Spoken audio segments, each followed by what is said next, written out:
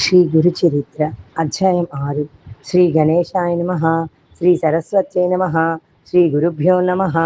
సూక్ష్మరూపి అయిన జీవుడు మాతృగర్భంలో ప్రవేశించి తల్లి శరీరం చేత సంపాదించడమనే అన్నరసంతో తన దేహము నిర్మిస్తాడు. తర్వాత దానిని కేంద్రంగా తీసుకుని తన జీవనాన్ని సాగిస్తాడు.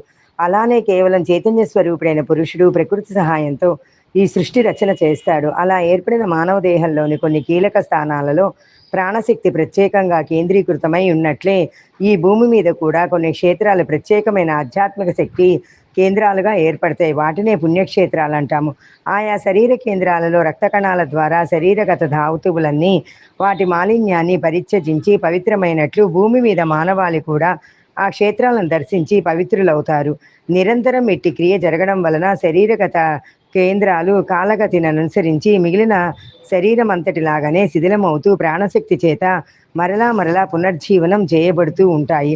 అలానే అసంఖ్యాకులైన మానవులకు ఆధ్యాత్మికంగా పరిశుద్ధం చేసే పుణ్యక్షేత్రాలు కూడా కాలగతిలో మలినమవుతాయి.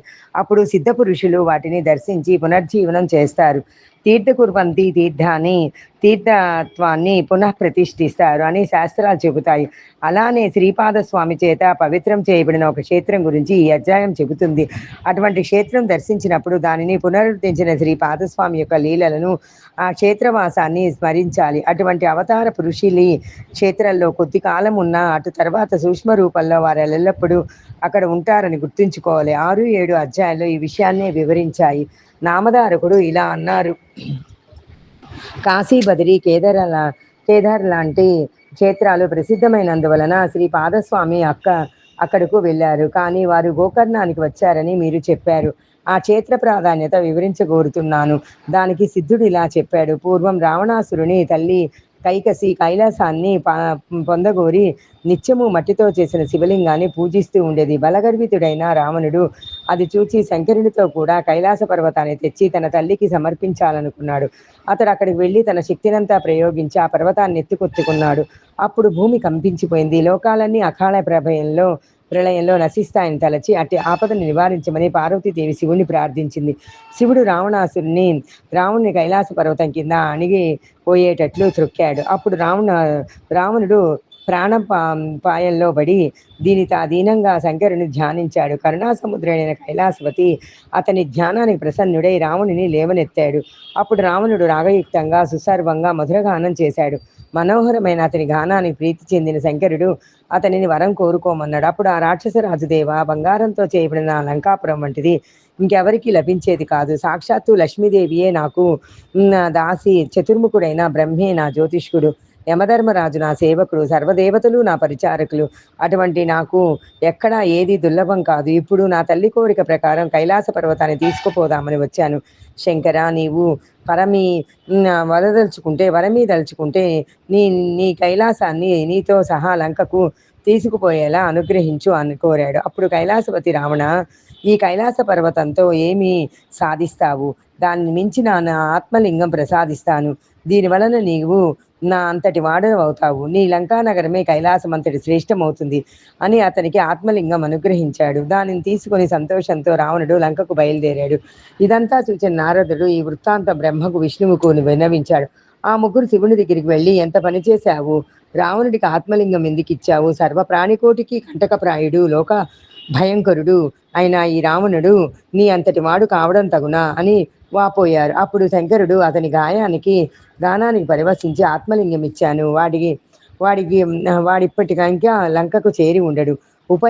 ఆలోచించు అని విష్ణువుతో చెప్పాడు. అది విని శ్రీహరి దుర్మార్గుని మోసంతోనే జయించి ఎలాగైనా ఆత్మలింగాన్ని ఛేదించుకోమని నారదుడిని, గణపతిని ప్రేరేపించాడు.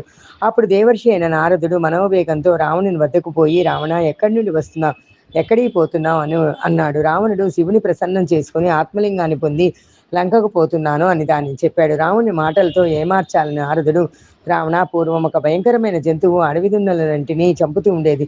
త్రిమూర్తులు దానిని వేటాడి సంహరించి దాని కొమ్ములలో నుంచి తలా ఒక లింగము తీసుకున్నారు. ఆ లింగాల్ని వారు ఆత్మలింగంగా భావించారు. ఈ లింగం తత్సంబంధమైనదే కాబోలు. ఈ శివలింగం ఎంతో పవిత్రమైనది, సాక్షాత్తు శివ సాయుధ్యం ప్రసాదించగలదు అని దాని ప్రభావం వివరించబోయాడు. రావణుడు, మహర్షి, దీని ప్రభావం వినడానికి నాకు ఇప్పుడు తీరిక లేదు, తొందరగా వెళ్ళాలి అన్నాడు. ఆ దేవర్షి రావణ, సంధ్యా సమయం దాటిపోతున్నది, నీవెలా వెడతావు అని అక్కడికే కూర్చున్నాడు. ఇంతలో ఒక బ్రహ్మచారి వేషంలో గణపతి అక్కడికి వచ్చాడు. అతను చూచి రావణుడు, నీవెవరు, ఎవరి పిల్లవాడవు, ఎక్కడికి పోతున్నావు అని అడిగాడు. ఆ బ్రహ్మచారి, నేను ఉమాశంకరుల పుత్రుణ్ణి, నన్ను పోనివ్వు, నిన్ను చూస్తేనే నాకు భయం వేస్తుంది అన్నాడు. అప్పుడు ఆ రావణుడు ఆ బ్రహ్మచారి, నేను సంజవార్చుకొని వచ్చే వరకు ఈ శివలింగాన్ని పట్టుకో, నాకు ఈ సహాయం చేస్తే నీకు సువర్ణమయమైన నా లంకాపట్టణం చూపిస్తాను, నీకు ఇష్టమైతే అక్కడే హాయిగా ఉండవచ్చు అన్నాడు. ఆ వటువు, అమ్మో, ఇంత బరువైన శివలింగాన్ని నేను ఎంతసేపు మోయగలను, అయినా ఆ రాక్షస నివాసం చేత భయంకరమైన ఆ లంకాపురికి నేను రాను బాబు అన్నాడు. రావణుడు ఆ బ్రహ్మచారిని ప్రాధేయపడి శివుడిచ్చిన ఆత్మలింగాన్ని అతని చేతిలో పెట్టి సంధ్యోపాసనకై సమీపంలోని సముద్రం వద్దకు బయలుదేరాడు. ఆ బ్రహ్మచారి, రావణ, దీనినిక మోయలేనప్పుడు ఎలుగెత్తి 3 సార్లు పిలుస్తాను, అప్పుడు నీవు రాకపోతే దీన్ని ఇక్కడే స్థాపిస్తాను అన్నాడు. రావణుడు పక్కకు వెళ్ళినదే తడువుగా గణపతి అతనిని 3 సార్లు పిలిచి అతని రాని కారణంగా స్వర్గంలోని దేవతలందరూ చూస్తుండగా హరిని ధ్యానించి ఆ లింగాన్ని భూస్థాపితం చేశాడు. తర్వాత రావణుడు తిరిగి వచ్చి భట్టరాని కోపంతో లింగాన్ని పెకిలింప చూచాడు. భూమి కంపించిందే కానీ ఆ లింగం కొంచెమైనా కదలలేదు. అందుకే దానికి మహాబలేశ్వర లింగం అని పేరు వచ్చింది. అది ఆవు చెవి ఆకారాన్ని పోలి ఉండడం వలన ఆ క్షేత్రాన్ని గోకర్ణం అని పేరు వచ్చింది. నామధారక, దానిని భూ కైలాసం అనవచ్చు. అక్కడ శివుడు సపరివారంగా నివసిస్తాడు. అందుకే అది సజ్జనులందరికో ఆశ్రయమైంది. అక్కడ దేవర్షులు కూడా నివసిస్తాడు. ఆ క్షేత్రంలో దేవర్షులు, రాక్షసులు, మానవులు, చివరకు పశుపక్షాదులు కూడా శివుని అనుగ్రహం వలన తమ అభీష్టాలను పొందాడు. అంత పవిత్రమైన క్షేత్రం వేరొకటి లేదు. శ్రీ దత్తాయ గురువే నమః. శ్రీ శ్రీ శ్రీ పాదవల్లభాయ నమః. శ్రీ నృసింహ సరస్వతే నమః.